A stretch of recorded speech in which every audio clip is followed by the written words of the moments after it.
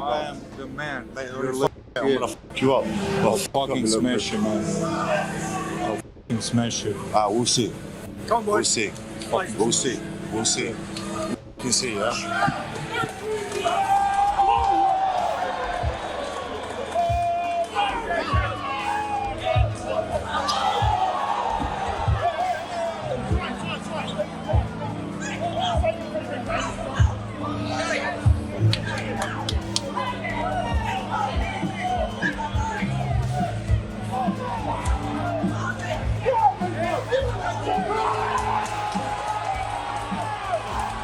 Oh, these elbows. Comes out and Khabib do a better job of, oh my god, of controlling them, making them carry body weight the entire time. Okay, still Jones has some cardio, man, because this is a crazy pace, insane. and they're in the middle of the second. He's just smashing. They're this about dude. to stop. Co-main event, baby, coming hot. wow. What a comeback! What'd you say? Paul Craig's fighting first. Oh, Paul Craig. That's my favorite guy to watch when he's on his back. Yeah. When he got down to middleweight, I was like, boy, how hard is that? You're so big. Are there any Americans left in here? There's no Americans. There's no American champions anymore. Right? Right? Kayla Are there? Harrison. Kayla Harrison. She's right. the only one. Males. No males. I don't know. No Is she going to males. fight Nunez Amanda. at 45? Yes, At the White House. 35. At the White House. 35? 35. Make it 45 for her. You know, there's Moses Itauma, who people don't really know about enough yet. Not yet, yeah, Who I but he's think is the future. 100%. Ooh, 100%. that guy's good. Dynamite. Dynamite. He's Dynamite. so fast. Yeah. So good. Yeah. And he's so slick in how he moves in and out. Yeah. Like, ooh. No, that's the next future. generation. Yeah, he's the future. Yeah. I mean, he's like our generation's Mike Tyson. Yeah. When you watch him, he's 21 years old. He's coming up, and you're like, holy Yeah. Joe Rogan compared Moses Itauma to a young Mike Tyson, then made a bold prediction. He called Itauma inevitable and believes this explosive heavyweight is destined to become a world champion. No, it's obviously nice to hear. Obviously, Joe Rogan is somebody that obviously I grew up listening to. I still listen to his podcast now. So obviously for him to obviously say that, and he's in combat sport, is obviously a big deal. But if you're actually asking like what it does for me, like I kind of have to put it to one side, because it's like at the minute I'm all, I guess, hopes. I'm all like what I am going to be, and it's like I'm trying to solidify myself as somebody that's doing something, if that makes sense. Speed is blinding speed. For somebody who's 6'4" and light on his feet and can move and's got blistering speed, that's why it's going to be really, really hard for anybody. Teddy Atlas sees Itauma as a particularly versatile young heavyweight. His speed, power, and ability to switch between boxing and counterpunching give him multiple ways to control the action. That versatility could make him difficult for Hrgovic to solve. Seen his chin hold up. I am curious as heck to see if it gets touched by this guy, how good a puncher is this guy. We've been comparing him to Tyson in a way of, and me a little bit, of the way that Itauma has a combination of speed and power that I haven't seen too often. Speed and power. You know, we've seen power with Lennox Lewis. We've seen power, you know, with guys with one shot, but to see a mix of speed and power, and with either hand, Mike Tyson probably comes to mind a little bit. Different styles, different temperaments, different approaches, no doubt about it. I think Itauma is more dimensional. He's shown me that he can counter, he's shown me that he can box, he can use his legs, he can be patient, he can be aggressive when he has to, he can do some damage inside, he can do damage outside. So he has shown me those dimensions, which I like. Looking deeper into the matchup, Atlas views Hrgovic as a fundamentally sound but limited fighter who depends heavily on his jab and right hand. He also points to Hrgovic's durability while identifying defensive flaws that Itauma could target. That combination could give Itauma opportunities if he can exploit Hrgovic's positioning. I think Hrgovic, that's where the rub lies. That's where the problem lies. I think he's too easy to hit. I don't think he's ever improved. I don't think anybody has ever improved Hrgovic with all the experience, all his age, everything he's been around. They've never made him, he's a big guy who gets hit standing big and tall. I think he'll be the bigger guy. He's got a good reach. He's a few inches tall, I think. All of that. And he's very basic, Hrgovic. Very basic. He's jab, right hand. Yeah, he'll throw in a hook, he'll throw in an uppercut. But he is that dimension. And he's always in front of you. He doesn't give you angles. He's in front of you. He'll step out of range, but he's right in front of you. He's tall. Again, too tall sometimes. At the same time, Simon Jordan points to the enormous pressure on Itauma as he chases a place in heavyweight history. Hrgovic, meanwhile, brings greater experience and strong motivation to derail that ambition. That contrast adds another layer of intrigue to the matchup. And everyone tells us, conventional wisdom tells us, orthodoxy in the boxing fraternity know this fighter. They're all raving about him. They've seen him in sparring. They know that he can take a shot. But there is a question. Can he carry a shot, in the lights? He says he can. He says he doesn't need a good chin. He said some rather strange things, Moses, that I think that Filip Hrgovic picked up on well. And I think Filip has come we did him on Talk Boxing the other day. Very stoic, very statesmanlike, very composed. I thought he was a class act when he came and spoke to us the other day. He knows he's been brought into this fight in some sort of narrative that he's there to get beaten by Moses, which must be quite difficult for a man of his. He has tickets on himself. He's a great believer in himself. He believes he should be a world title contender. So he won't like the idea that he's being billed to get beaten by what he will think is a kid. Building on that, Ade Oladipo sees Hrgovic as a significant test for Itauma, despite the younger fighter entering as the favorite. His concern centers on Itauma's ability to maintain his composure and effectiveness if Hrgovic takes the fight into the later rounds. I certainly do. You do? I think, yeah, absolutely. I think Hrgovic can beat Moses. Of course he's capable. Do I think Moses will win? Yes, but I think Hrgovic is a massive, massive problem. Massive problem. He's durable. He's got a chin. If this goes past, Simon alluded to it earlier about maybe Moses getting it done in 4. That's because a lot of people think if it goes after 4, then there's problems, there's jeopardy. If this goes 5 or 6, and Moses has landed these big shots and those fast, sneaky shots, and Hrgovic has ate them and he's still there, then we might have a problem. Offering a contrasting view, Frank Warren expects Hrgovic to make Itauma uncomfortable from the opening bell. He sees the veteran relying on his experience and physicality to disrupt Itauma's rhythm and composure. That could force Itauma to adjust before he can establish his own pace. Of course he is. He's trying to old man him. That's what they do. He's a road warrior. He's been on the road himself because that's what he had to do, because in his country he couldn't make a living at boxing. So he's gone on the road and done it, and you take your hat off to him. And he believes in himself and he believes in his ability. So what he's saying outside the ring is exactly what he said with Daniel Dubois. He called Daniel Dubois a quitter, all these things on their round table. I don't know if you remember seeing it. And this time round, he's trying to get under Moses' skin. And I don't blame him from doing that. That's what you do. You try and get every advantage. You look for a little chink in the armour and exploit it. And he'll be doing that in the ring on Saturday. As soon as that bell goes, he's going to put it on him. He's going to try and take the fight out of him. He's going to old man him.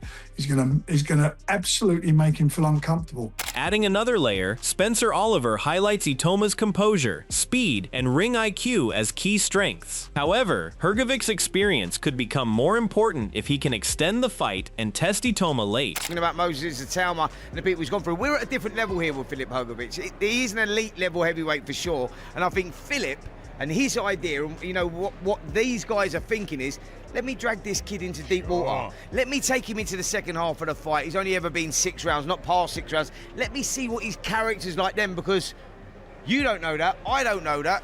Young Eduardo standing there, he won't know that either, but not even his team will know that, because one thing happens in the gym, sparring's one thing, but when you're under the pressure of the lights and the pressure of what's on your shoulders, what you're going for as well, that takes its toll on you. So it'll be interesting to see, and I think from Filip Hrgovic's side, they're thinking, I'll draw you into that fight, and if I can take you into them waters, I've been there before, I've done it. Let's see if you can do it. And I think that's where they see their fight being won and lost for them.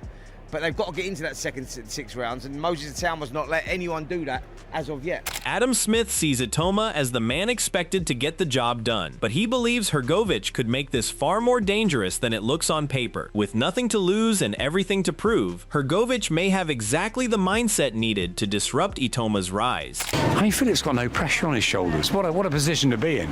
He's getting paid, he's got a chance to win a world title, no one thinks he's going to win. And he's only been beaten once on cuts.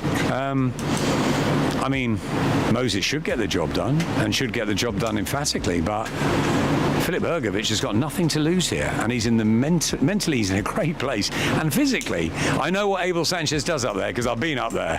I know what summit's like. I've run with Oscar De La Hoya up at altitude. I know how tough it is, and they'll have left no stone unturned. I've spoken to Abel. He's in the best condition he's ever seen him.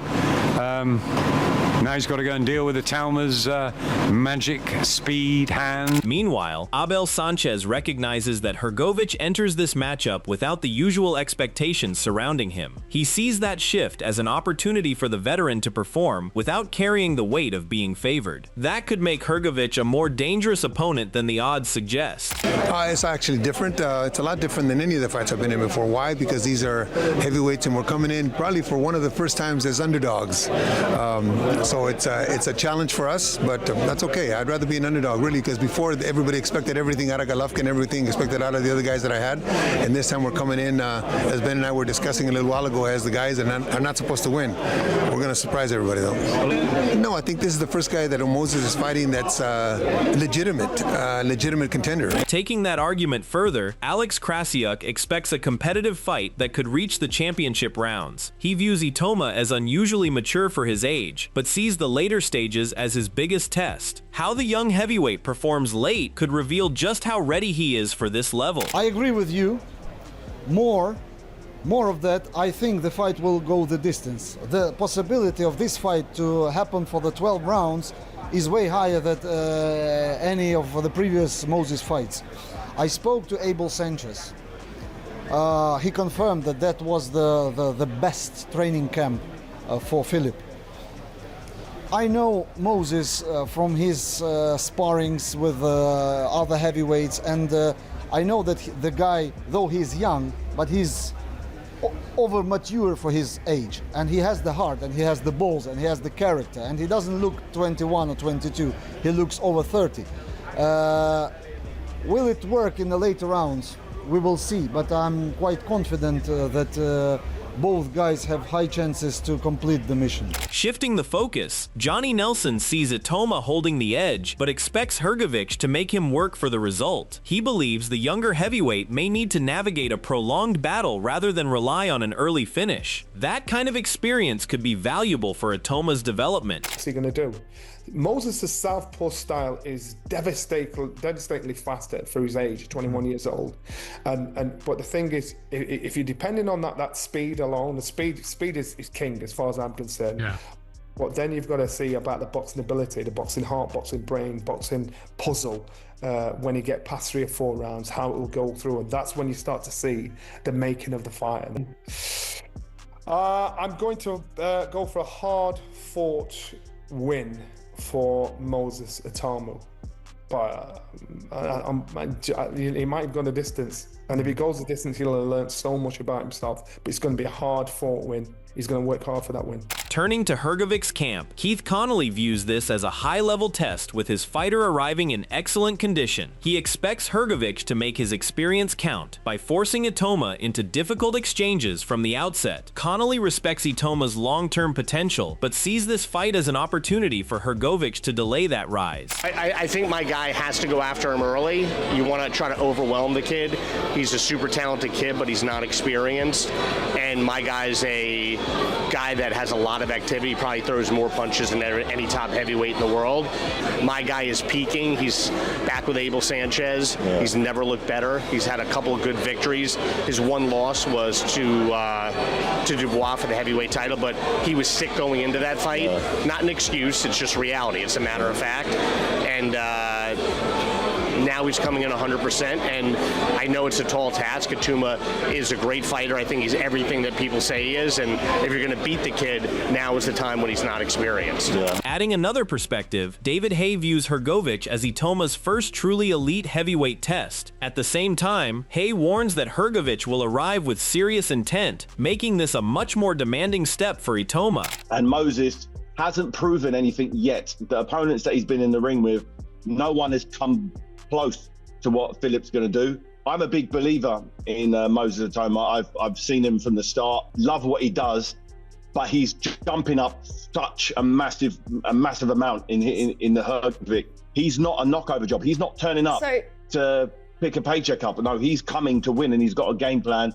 and it's going to be very spicy very soon. Tony Bellew stresses that Itauma still needs to experience a genuinely difficult fight before his career moves further. He suggests that facing serious adversity sooner rather than later could reveal how well Itauma responds when his usual advantages are tested. What he needs and what he gets are two different things. He needs to see round 8, 9, and 10. Agreed. He needs it, because if he doesn't see it now, at some point, I promise you he will. Yeah. Because they all do. And the sooner he sees it, the better. Because when he sees them rounds and he starts getting clocked back on them whiskers, you're going to find out what's deep down in the kid's soul. And we need to see that. I'm not doubting that he's got it. I genuinely do believe he has. But Steve, history tells us the longer fighters go on, the longer fighters go on and keep blowing people away. I talk about, and I'm trying to keep it relevant, so I'll bring up Daniel Dubois. I bring up that because if Daniel has that fight early on in his career, absolutely, he copes better.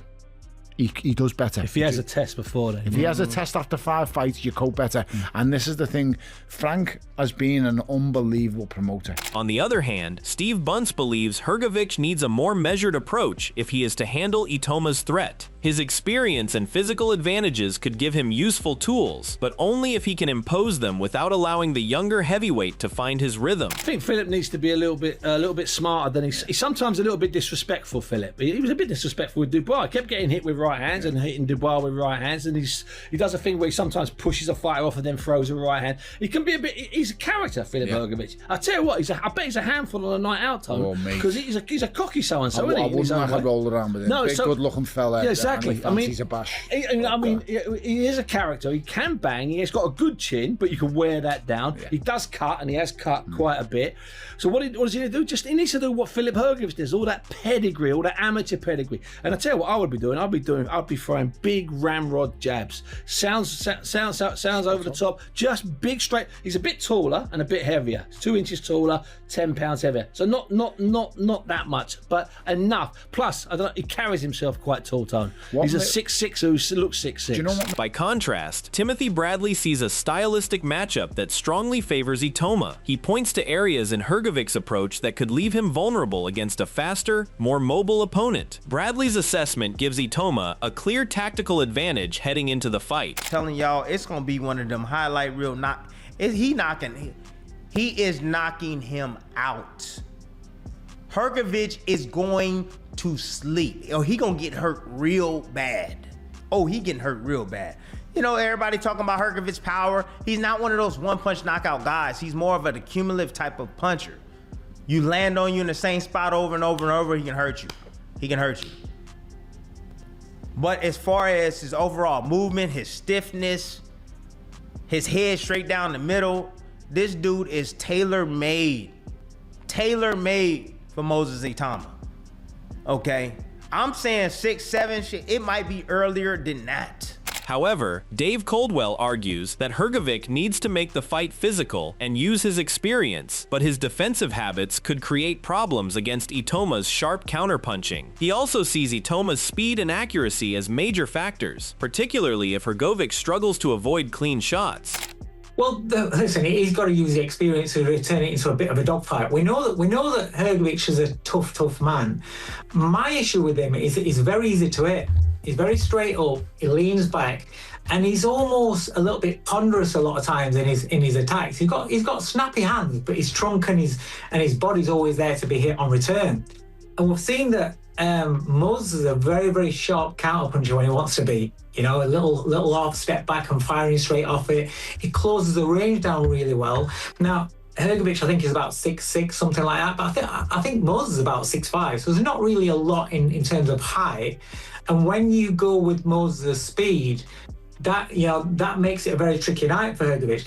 Another problem that I feel for Hrgovic in what he wants to do is that his skin just tears right up, and the sharp punching of Moses again is going to cause him issues. Johnny Fisher sees Hrgovic needing to find a different way to approach the challenge against Itauma. He suggests the matchup could change significantly if Hrgovic can take the fight into unfamiliar territory.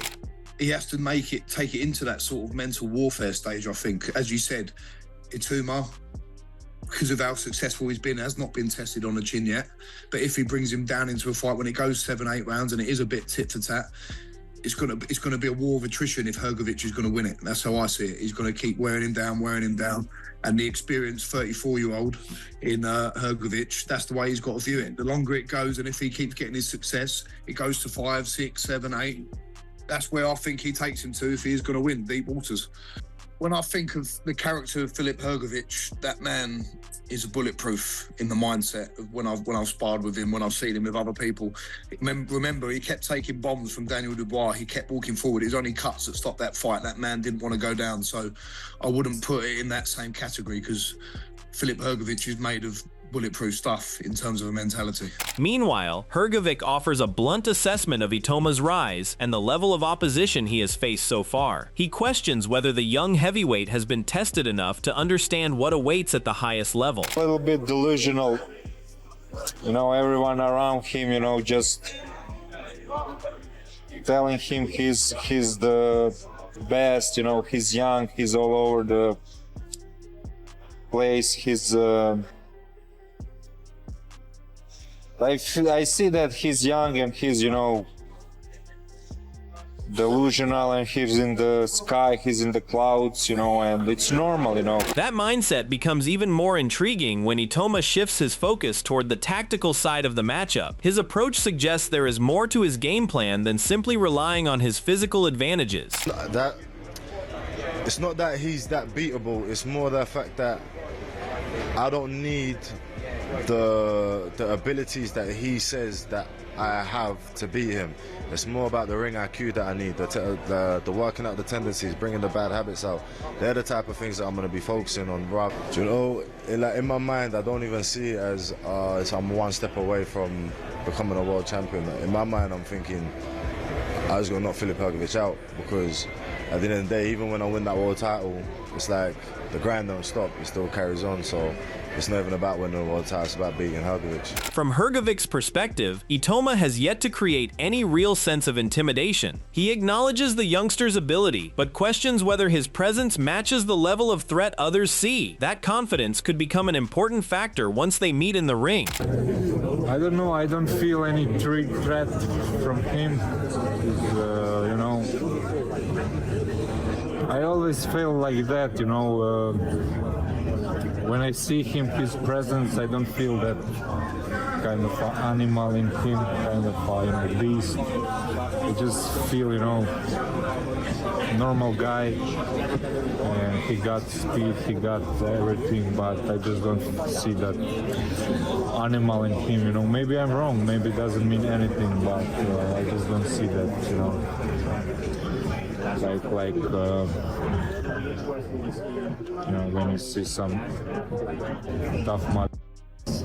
When I look in the mirror, I see tough.